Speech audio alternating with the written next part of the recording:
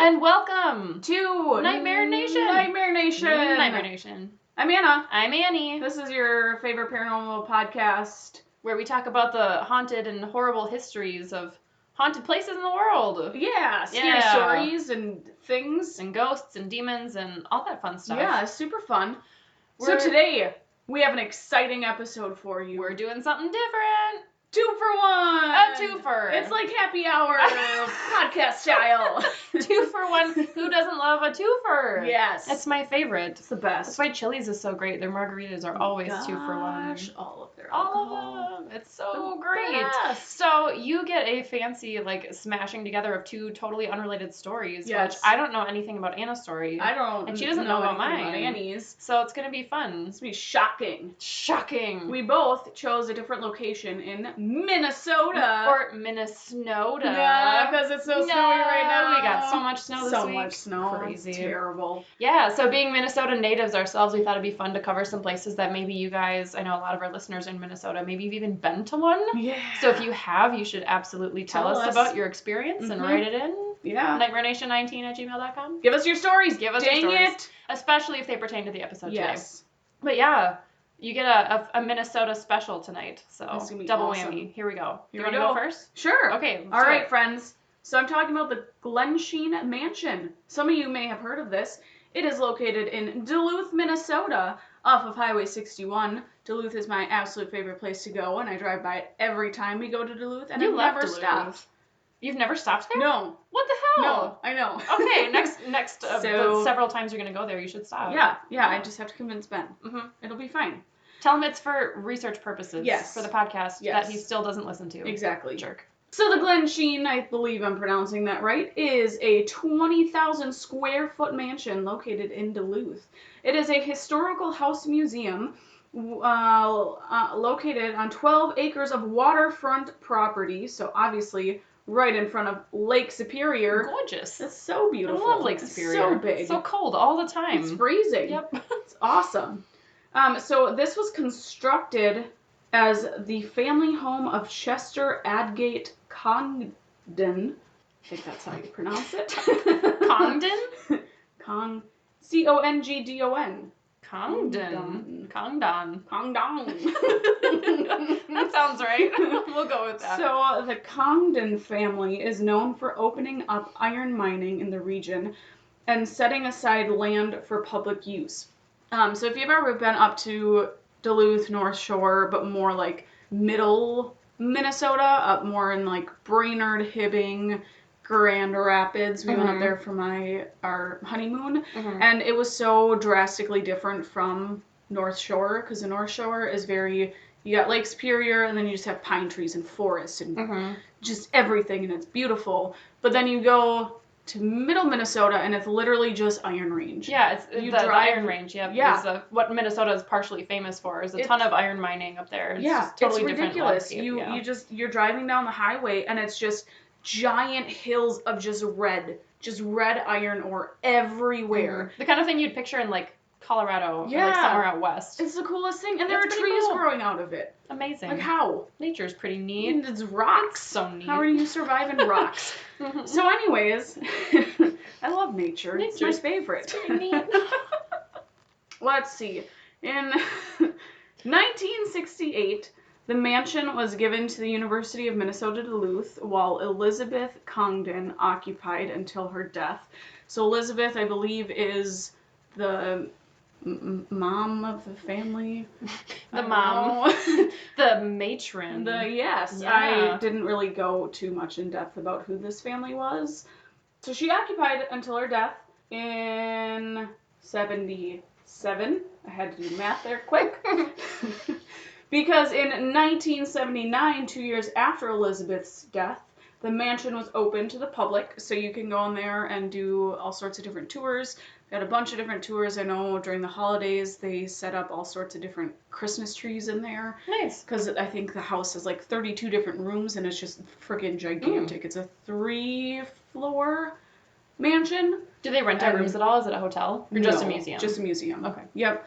And it's some of the pictures I saw, it's absolutely beautiful. It's so nice.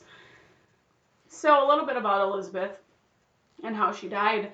She did not just die from natural causes. Guess how she died? Was she murdered? Murdered! Yes. I don't know why I said that so weird. It just came to me.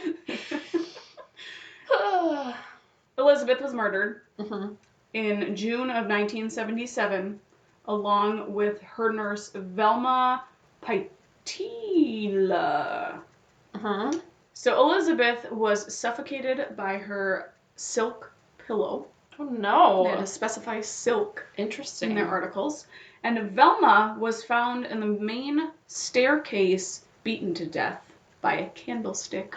Was it Colonel Mustard? Yes. That asshole. Like real life Clue. Real life Clue. The pillow in the bedroom or the stairway with the candlestick. Yes. Was there someone in the laundry room with a revolver? Probably. Okay. Most likely. Wow. Actually, Silk pillow. It was probably Roger Caldwell, the second husband of Elizabeth's adopted daughter, Marjorie, who was convicted of 2 counts of first-degree murder and received 2 life sentences. For these murders. Oh, snap. Correct. Okay. Yes. So Marjorie was also charged for aiding and abetting and conspiracy to commit murder, but eventually was acquitted. So she was Elizabeth's adopted daughter. Yes. Did they think that like financials was a motivator? She wanted the family money or something? Yes. Okay. So there's a lot of back history on Marjorie. She's kind of a little money grabbing whore. Gold digger. So she really, really enjoyed her money and the money that obviously her family made from mining. Uh-huh. So she would constantly go back to her mom asking for money for different things and like mooching off of them and everything. And she never felt like she had enough money, so she kept coming back, borrowing money. She just didn't care because she just wanted it all. I'm like, was she employed? Like, did she like make any not. money of her own? Okay. Interesting. My guess is she just mooched off of everybody. So she was convicted for the aiding and abetting because when the cops and everything were over there investigating the murder, she was found wearing her mother's ring after she had been murdered. That seems like what not to do. Criminals 101. Mm-hmm. Don't immediately put on the jewelry of your dead relative that you just conspired to murder. Like, Exactly. maybe wait a couple weeks until after all the, like, possessions are redistributed and then wear it. Like, Yep. Yeah, and her Elizabeth's jewelry box was also missing. you dumbass! Oh my god! It's like planting on. a giant red flag in the bedroom and being like, here's my motive. Yep. It's missing. Mm-hmm. Red flag. She didn't care. Oh, she's dumb. So, But she got acquitted? she did. Why? I have no idea. Oh. Yeah. It seems like a pretty obvious... Yep. And then Yeah. also based on other history, so in 1981 she was charged with bigamy. I should have researched this. Bigamy? Bigamy? Isn't that like having more than one spouse? Come on, Google. Let's go Google. Let's go. Let's go. Okay. And then in 1984, she was charged with arson. She was also suspected of killing her third husband as well. And she was also thought to have killed her ex-husband's wife. Wow. Yep. That bitch is unhinged. Yep. I checked. Bigamy is the act of going through a marriage ceremony while already married to another person. Oh, okay, cool. So maybe polygamy is like the act of, or like actively having another spouse, whereas bigamy is the act of going through the marriage ceremony specifically. Maybe. Okay. I don't know. Interesting. Wow. Didn't know she you could be was, charged with that. I guess but so. Yeah. So she was just kind of all around a crazy individual. She's got one thing on the mind, and it has some dollar signs attached to it. It does. Interesting. So, pretty sure she's probably the one who actually killed them. Probably. So, Roger was, in 1982, Roger's conviction was overturned, but he pleaded guilty. I And forgot about him. Full confession. He did? Yeah. Oh, snap. Mm-hmm. And then he was eventually released from prison in 1988, but then committed suicide. Oh. And then in his suicide note, I believe he... What's the word I'm looking for? He essentially said Recanted? that, yes. Took back his confession? Yeah. Yep. I'm pretty sure he probably did it and just Marjorie made him do it or told him to do it. He was the mastermind behind the whole thing. Yep. Yeah. And he actually did it. Oh, man. Yeah. So then, haunting stories. Yes. So now, obviously, since it's open to people, for tours, there are a couple different fun stories. Most of them are your standard haunting stories. So people have seen apparitions of Elizabeth and Velma walking the halls, as well as seeing Elizabeth and Velma upstairs in the 3rd-story bedroom that looks out into the back of the house. And they just look up and see them. Oh, like from outside, they look up into the window. Yep. Ooh, I hate that. That's so creepy. Chilling there. Employees and visitors have reported seeing shadowy figures and having feelings of being watched. I feel like in a giant mansion like that, though, with all sorts of old antique items, you just get that weird feeling. Yeah, I think in general, even if nothing bad had happened there, you just kind of being in a place that old and there's creaks and there's drafts, and I think it'd be pretty easy to just get creeped out. Yeah, it's really uncomfortable. Half the time I'm in my own house, I feel like I'm being watched. I'm just constantly I don't know paranoid. Who's hiding. Anders and I will watch horror movies on the couch, and something scary will happen, and then we'll hear the house creak on the other side, and our couch. I mean, obviously you know this because you've been in our house, but for the listeners who don't know, our couch faces our TV, and then there's a whole kitchen, dining, extended part of the house behind the opposite direction that our couch is facing. So we'll stop and we'll get up and peek around to check and see anybody there. And Anders always sits on the side of the couch that's closer to the opening, so he's always I'm scared. I can protect you. Yeah, that's so cute. Okay, back on track. So people have also seen lights flickering. Yeah. Whoa, some crazy wiring. And lights going on and off by themselves, as well as people feeling eerie, having overwhelming feelings of sadness and panic feelings when visiting where Velma and Elizabeth were murdered. Oh, specifically that place. So the main staircase, and then I believe Elizabeth was killed in her room. Yeah, that would make sense if it was her pillow, so. I want to go there and see if I can feel a sense of eeriness and sadness and panic all at the same time. You really would like to come panic in the staircase? Yep. Do you want to come panic with me? Yeah. Yes. Satanic panic. It's like a dance move, right?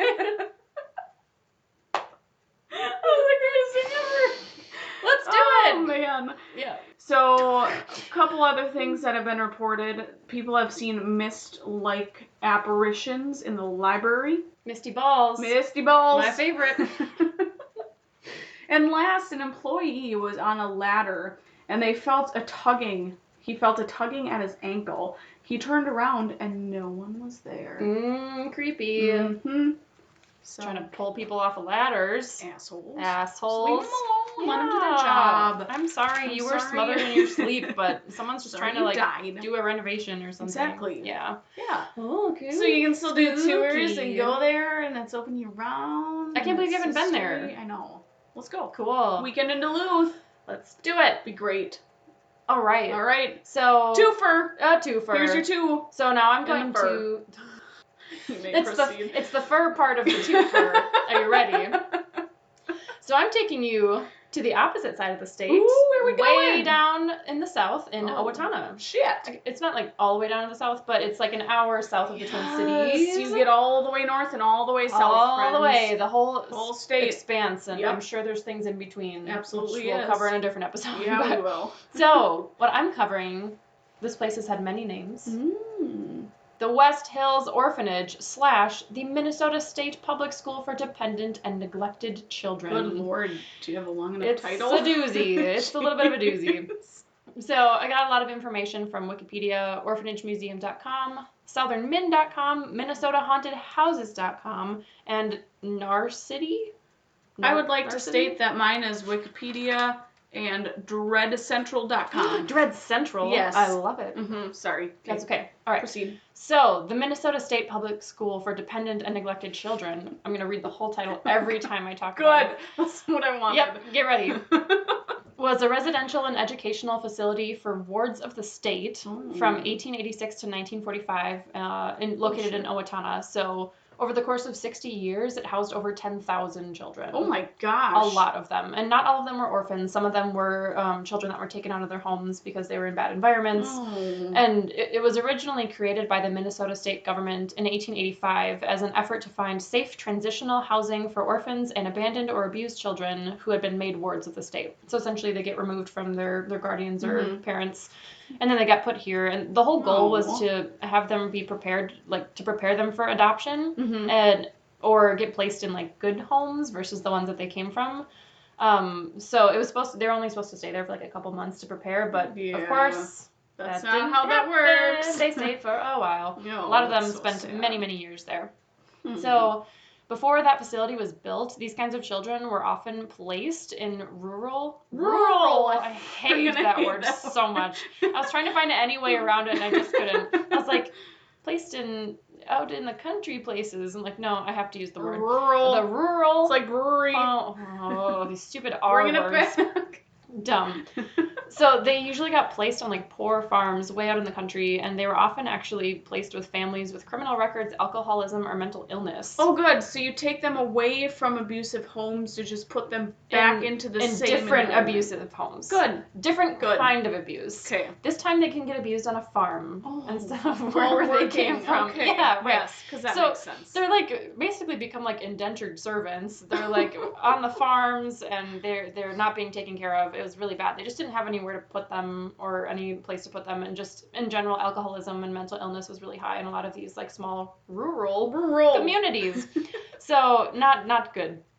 So after the orphanage was established, it followed the cottage system, which originated in Michigan, where children were living in cottages of 20 to 25 kids to give them a more family-like atmosphere. Oh. And the cottages were managed by a matron who lived there full-time. So you get a little mom. You get a little mom. Mom has 20 kids. Except for moms were not great sometimes. Oh, good. Yep. Good. Yeah, so all right. picture, like, you know, the stereotype of, like, Catholic school strict nun slapping you on the wrist with rulers and stuff.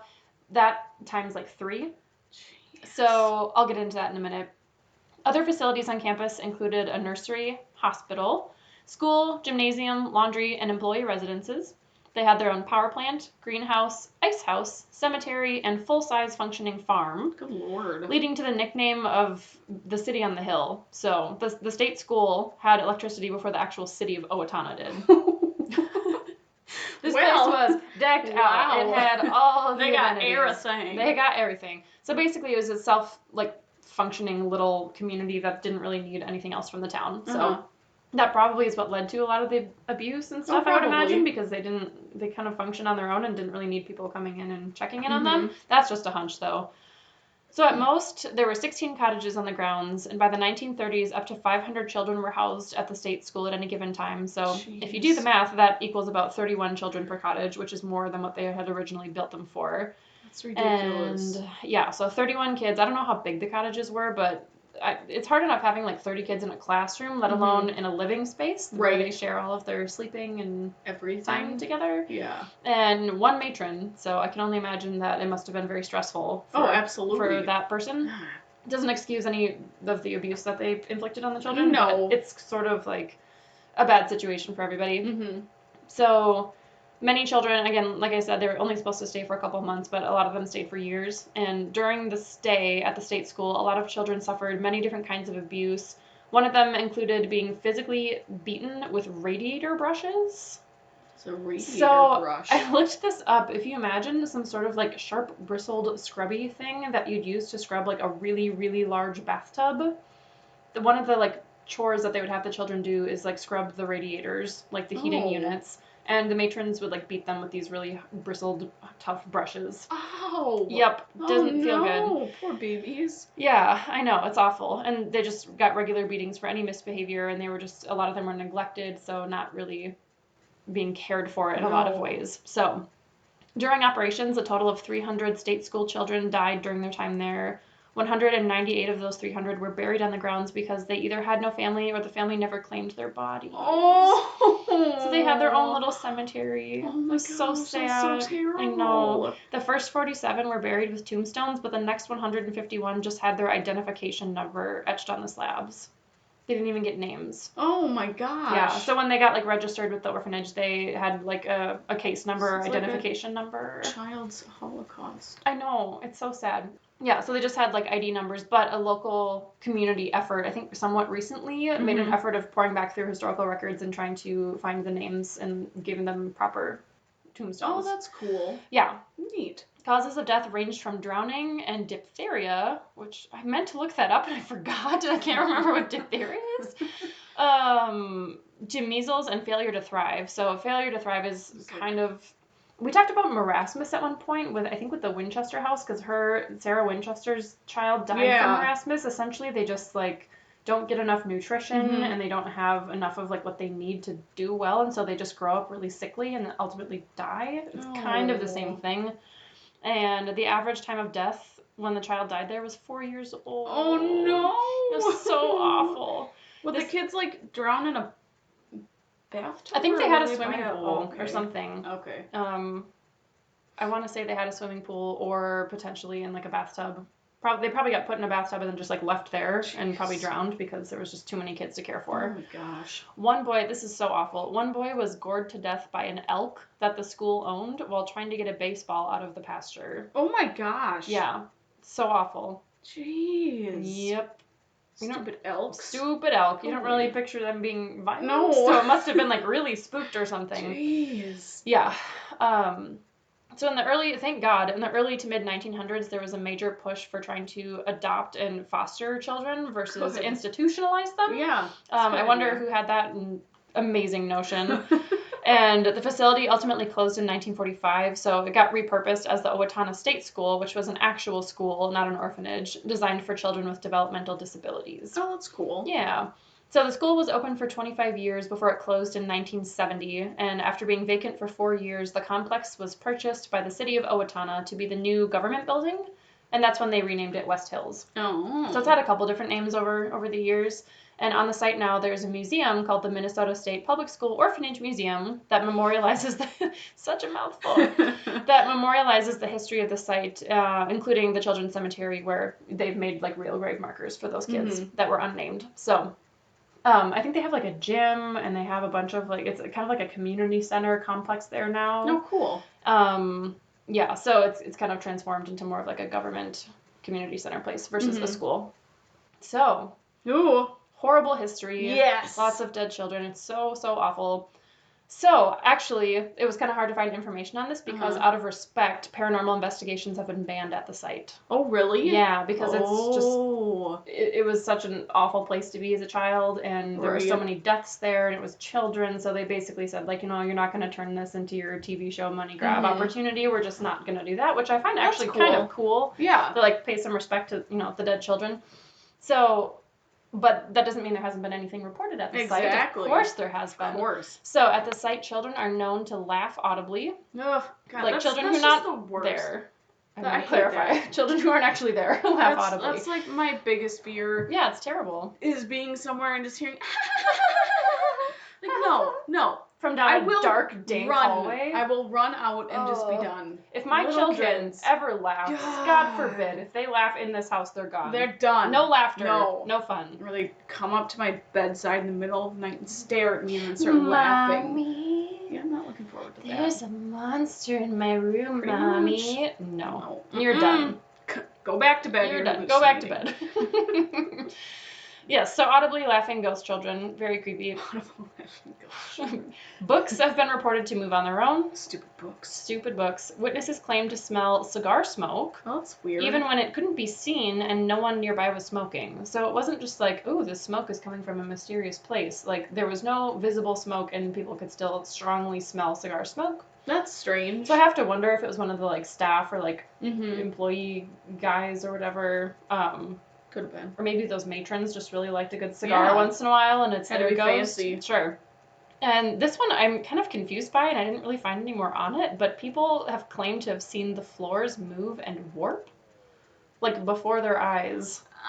Maybe you're just high on some... I'm like, acid? Did you take LSD before you went there? I feel like floors don't warp. I don't know. But I saw like 3 different articles that claim that people have seen that, so...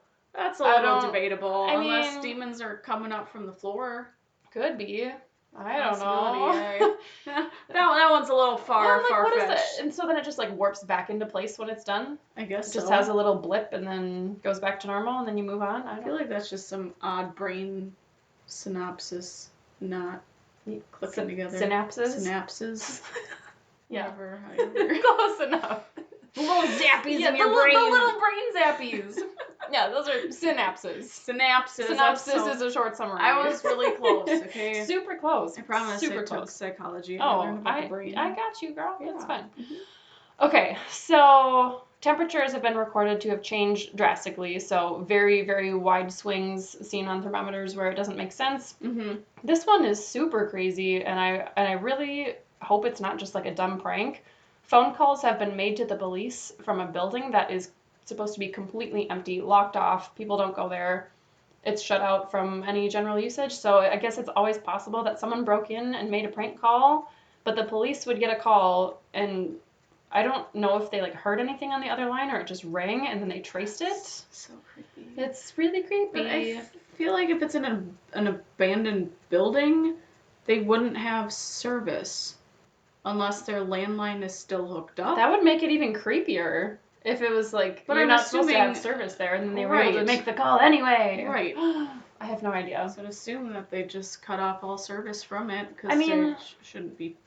I guess it's possible that they kept the service for like the whole complex, and then no one's using that building. I don't think it's like an abandoned building. I think it's just like a shut, like it's a closed off building. I'm not really sure. I didn't find a lot of information on that one, so it's possible that it's still, it's not like derelict or anything. It's just closed off and locked away. I don't know. So phantom police phone calls. I know. That's scary. So creepy. Gross. So a man named Harvey Ronglian grew up in the state orphanage. So this is a direct quote from him. Well, not a direct quote, but a direct story from him. So he spent a number of years there as a child, and he says that he's heard numerous stories of visitors and employees who, of course, hear children singing or crying, have seen or heard doors fly open or bang shut with no apparent cause. Ooh. And this one I was desperate to find more information on. People have reported seeing an older man wearing a baggy brown suit shuffling down a corridor. Oh, shuffling. And that is, I don't know why, but that particular detail freaks me out so much. Like, he's not just standing there, he's like slowly shuffling down a hallway. And I like gave myself like the hairs on the back of my neck stood up when I said that. Gross. It's so creepy, and I'm like, I want to know who this guy is. Do they have any theories about like who he was? He's like a groundskeeper or something. Yeah, maybe he's the guy who smokes cigars. I don't know. Be. Yeah. Groundskeeper. That's the word I was looking for. I'm like someone who works there and monitors things.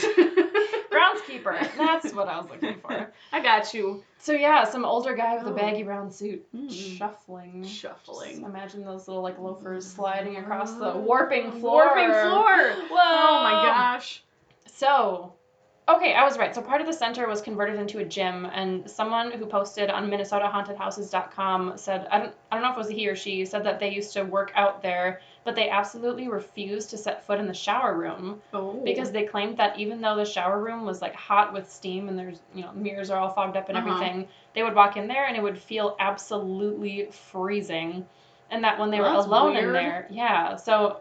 And part of me wonders if it's just that, like, temperature difference. If the air around you is super warm and you're kind of cold, it can make you feel really cold. I only say this. I feel like if you're walking into it from being outside, it should feel warm. Oh, yeah. Especially if it's steamy. True. I mean, if it's you getting out of a hot shower. Well, I guess that's different. What I'm thinking of. Because I was thinking back to all the times in, like, my pool as a kid where you'd get out, and even though it's warm outside, it felt really, really, really cold because of the temperature difference when you're wet. So maybe if they're getting out of the shower and it felt really cold. Yeah. But I feel like if they're walking into the actual shower room. Yes, then it's kind of confusing. Yeah. But so they said that when they were in there alone, they would hear these really low decibel sounds that kind of like hurt your ears. Where it's like the silence is so muted, it like makes your ears feel weird. You know what I'm talking about? No, I don't think so. I feel like I kind of understand what they're writing about. Like you hear that kind of like low, almost not like a rumbling sound, but it's just. I think I might know what you're talking about. Yeah, and it's just like it's weird and it kind of like makes your ears feel clogged or whatever. And they said that they felt unbalanced and super different in a way that they couldn't really describe, and suddenly so heavy that they couldn't move. And others claim that they've heard their names called while being in the locker room. Fuck that they've heard someone from, like, a distance call for them. Nope. Which is very creepy. Nope, I would run out of that locker room so quick. Yep. Gross. No, thank you. No, thank you. Okay, and then another person was swimming in the pool at the West Hills after it got converted to, like, a gym or whatever, and felt something try to pull her under the water. No! And there are 2 witnesses to this. Nuh-uh. Her brother and mother were both there, saw the whole thing, confirmed that there was nothing visible pulling her, and she almost drowned. No! They saw her getting, like, pulled under, looking like she was getting pulled, but they couldn't see anything. And oh my gosh. She was rescued by, I'm assuming maybe her family jumped in and saved her, so she was rescued, but they didn't see anything at all, and she was, like, fighting to try to get back to the surface. Yeah. It's, like, my biggest fear. Yep. And she knew how to swim. She had been swimming around. It wasn't like she suddenly was like, I'm drowning. Yeah. It was like something pulled me. No. Yep. We're never going there to go swimming. Let's not get a gym membership there. Let's not. I'll use my exercise bike at home. Yep. Thank you very much. And then I will use my own shower. Exactly. Where people don't call my name from when I'm in the shower. Yep. Yes. No. Ooh. Yeah, so those were the main ones Gross. at West Hills. West Hills, you're creepy. AKA the Minnesota State Public School for Dependent and Neglected Children. There it is. It's got to close strong. Oh, man. Shit. Well, that was your Minnesota Twofer. Minnesota Twofer! A double whammy. Yeah. Yeah. That's super fun. Send in your stories, guys. Send us stories. Send them in. I want to hear your stories. Yeah. Scary stories. We love reading scary stories. Yeah. Weird stories. Yeah. Anything creepy. If you've had any close encounters with someone that made you nervous, or you were scared, or you maybe saw a ghost, or experienced anything paranormal or scary at all. Yeah. We'll take anything. Anything that's just a good story. It'd be fun. Yeah. Whatever. Yeah, it could be a fun story. Send us stories. Maybe you had a fun imaginary friend who turned out to be a ghost. Yeah. Yeah. Be perfect. Uh-huh. And then you can tell us the history of it. Perfect. Great. Yep, send them in nightmarenation19@gmail.com. Look us up on the Facebook and Instagram. Yep. Nightmare.nation19 is Instagram. Nightmarenation _19? Yes. For Facebook. Some combination of those words and numbers. You will find us. Because all the names were taken, believe it or not. So who would do this? Yeah. You can Google us, and we're the first 3 Google search results. There's also an Amazon book. There's a book on Amazon called something like Nightmare Nation America's something or other, and it's about something completely unrelated. And that one is always there. Buy it. And I'm like, what is this book doing on this stupid Amazon link? Is always popping up when you Google us. It's so dumb. But, yeah, so not that one, but everything else. Yes. Yeah, so check us out, leave a review, give us a rating, subscribe. Send us things. Yeah, give it a suggestion if you have somewhere you'd like covered. Yeah. Oh, I forgot to say, the West Hills Orphanage was recommended to be covered by a coworker of mine. Yeah. So, thanks, Allie. Thanks, Allie. Thanks. That's great. Yeah, it's a good story. Uh-huh. So, all right, friends. Cool. See you next time. Don't use a Ouija board. Don't do satanic rituals. Or that. Yes. Don't get haunted. Okay, bye. Goodbye.